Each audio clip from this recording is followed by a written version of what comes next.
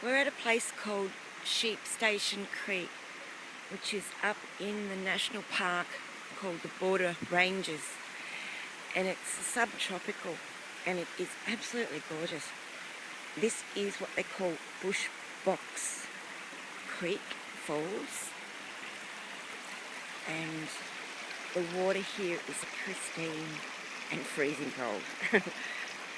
It is just glorious. All these bungalow palms grow so tall, and it's just nature at its finest.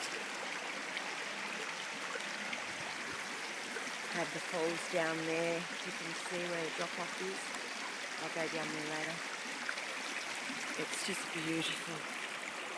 There's a nice little swimming hole up the back there too. God, I love rainforest. It's beautiful.